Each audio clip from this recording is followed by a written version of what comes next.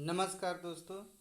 The global study point में आप सभी का हार्दिक स्वागत अभिनंदन है। दोस्तों, मैं आज फिर से नए टॉपिक के साथ आप सभी के सामने उपस्थित हुआ हूँ। दोस्तों, सामान्य विज्ञान से संबंधित महत्वपूर्ण क्वेश्चन है, जिसमें प्रमुख उपकरणों द्वारा ऊर्जा का रूपांतरण, अवतल दर्पण से बने प्रतिबिंब आकृति और आकार, उत्तल दर्पण से और प्रमुख उत्प्रेरक एवं उनके उपयोग के बारे में इस वीडियो में चर्चा किया जाएगा। दोस्तों, मैं आप लोगों को यह अवगत करा देना चाहता हूँ कि बिहार की आगामी होने वाली 2025 की सभी परीक्षाओं में आने वाले प्रश्नों का सार संग्रह है। दोस्तों, इस विज्ञान से सभी प्रकार के एग्ज़ाम्स में एक न एक क्वेश्चन इससे ज़रूर मिलता है, इसलिए आप लोग इस वीडियो को ध्यानपूर्वक देखने का प्रयास देखिएगा। चलिए शुरू करते हैं आज का सेशन।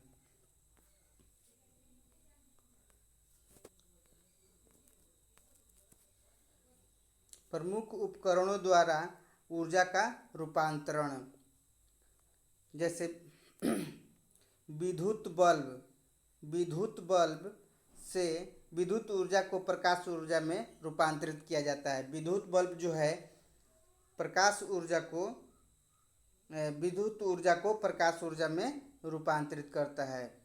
विद्युत हीटर जो है विद्युत ऊर्जा को ऊष्मा ऊर्जा में रूपांतरित करता है। लाउड स्पीकर विद्युत ऊर्जा को ध्वनि ऊर्जा में रूपांतरित करता है। विद्युत ऊर्जा को यांत्रिक ऊर्जा में रूपांतरित करता है। डायनेमो जो है यांत्रिक ऊर्जा को विद्युत ऊर्जा में बदलता है। अगला क्वेश्चन है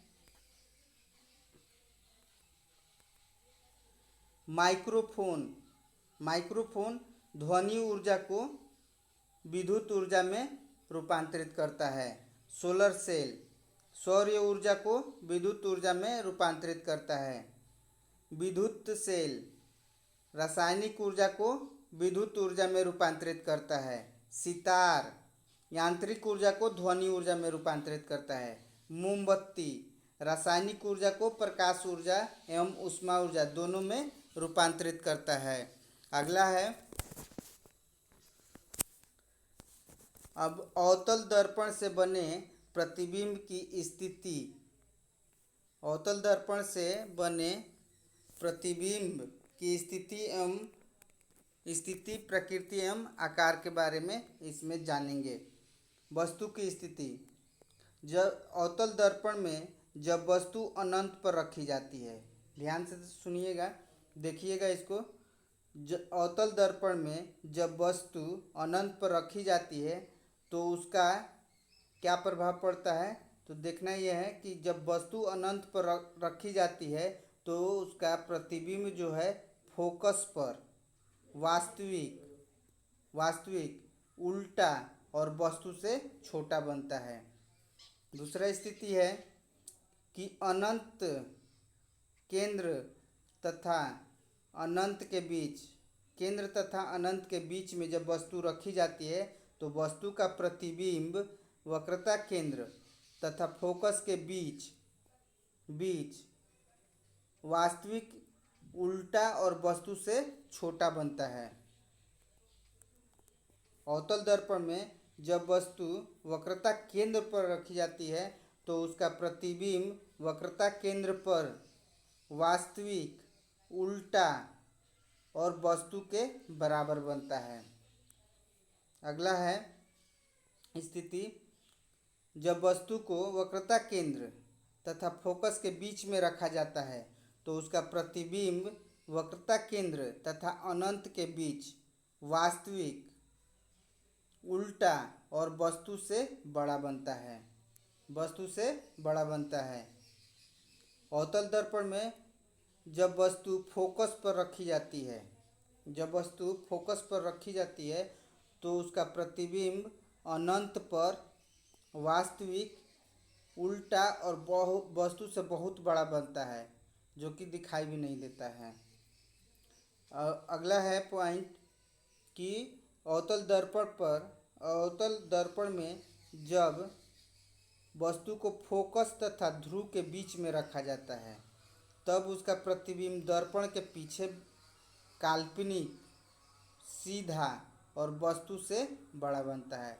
काल्पनिक बनता है, सीधा बनता है और वस्तु से बड़ा बनता है। अगला क्वेश्चन है उत्तल दर्पण में। अब देखेंगे उत्तल दर्पण में वस्तु की स्थिति और प्रतिबिंब, आकृति और आकार। उत्तल दर्पण में जब वस्तु को अनंत पर रखा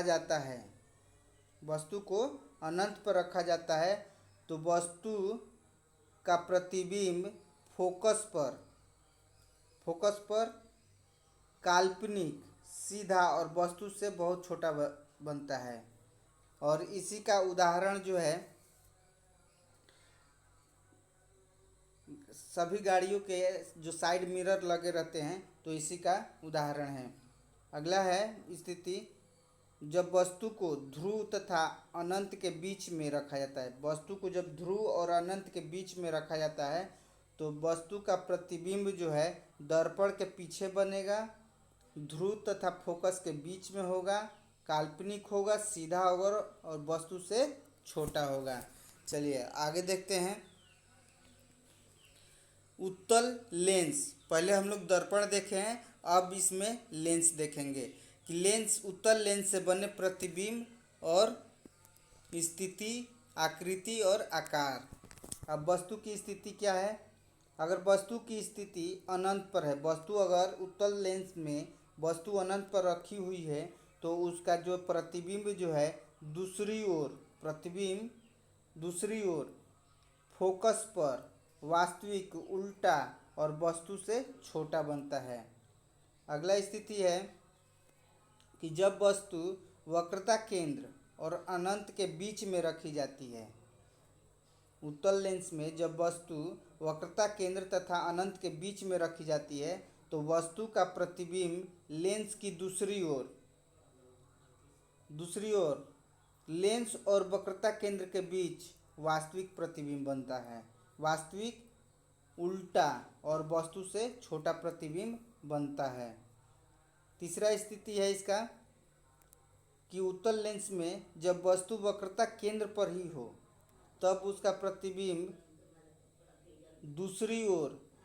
लेंस की दूसरी ओर वक्रता केंद्र पर वास्तविक, उल्टा और बराबर बनेगा, वस्तु के बराबर प्रतिबिंब बनेगा। चौथा स्थिति है इसमें उत्तल लेंस का चौथा है वक्रता केंद्र। जब वस्तु को वक्रता केंद्र और फोकस के बीच में रखा जाता है, जब वस्तु को वक्रता केंद्र तथा फोकस में बीच में रखा जाएगा, तो वस्तु का प्रतिबिंब जो है लेंस की दूसरी ओर अनंत और वक्रता केंद्र के बीच वास्तविक, उल्टा तथा वस्तु से बड़ा बनेगा। अगला स्थिति है कि जब वस्तु को उत्तल लेंस में जब वस्तु को फोकस बिंदु पर रखा जाता है, तो वस्तु का प्रतिबिंब दूसरी ओर अनंत पर वास्तविक, उल्टा तथा वस्तु से बड़ा बनता है। चलिए आगे देखते हैं क्वेश्चन। अब ये प्रमुख उत्प्रेरक एवं उनके उपयोग के बारे में जानेंगे। देखिए, अमोनिया गैस बनाने की हैबर विधि में जो प्रमुख उत्प्रेरक का कार्य करता है, वो है लौह चूर्ण। अमोनिया गैस बनाने की हैबर विधि में, अमोनिया गैस ऐसे भी क्वेश्चन आ सकता है कि अमोनिया गैस बनाने की कौन सी विधि है, तो उत्तर हो जाएगा हैबर विधि। और क्वेश्चन उलट फेरट करके भी पूछा जाता है कि अमोनिया गैस बनाने की हैबर विधि में उत्प्रेरक का कार्य कौन करता है, तो वो लौह चूर्ण हो जाएगा। अगला है कि सल्फ्यूरिक अम्ल बनाने की संपर्क विधि में उत्प्रेरक का काम प्लेटिनम चूर्ण करता है। उत्प्रेरक का काम प्लेटिनम चूर्ण करता है। यानी सल्फ्यूरिक अम्ल बनाने की कौन सी विधि है? तो संपर्क विधि। संपर्क विधि से सल्फ्यूरिक अम्ल बना सकते हैं और उसमें उत्प्रेरक का जो काम करेगा प्लेटिनम चूर्ण करेगा। अगला है वनस्पति तेल से कृत्रिम घी बनाने में उत्प्रेरक के रूप में निकेल का उपयोग किया जाता है। क्लोरीन गैस बनाने की डिकान विधि होता है। डिकान विधि में उत्प्रेरक का कार्य क्यूबिक क्लोराइड उपयोग किया जाता है। क्यूबिक क्लोराइड उत्प्रेरक का काम करता है। क्लोरीन गैस बनाने में डिकान विधि में क्यूबिक क्लोराइड उत्प्रेरक का कार्य करता है। एल्कोहल से ईथर बनाने की विधि में उत्प्रेरक का कार्य गर्म एल्यूमिना कार्य करता है। एल्कोहल से ईथर बनाने की विधि में उत्प्रेरक का कार्य गर्म एल्यूमिना करता है। दोस्तों यहीं पे वीडियो समाप्त होता है। उम्मीद है कि वीडियो आप लोग को अच्छा लगा होगा। वीडियो अच्छा लगा है तो प्लीज़ मेरे चैनल को सब्सक्राइब कीजिए, लाइक कीजिए, कमेंट कीजिए और ज़्यादा से ज़्यादा शेयर कीजिए। धन्यवाद दोस्तों।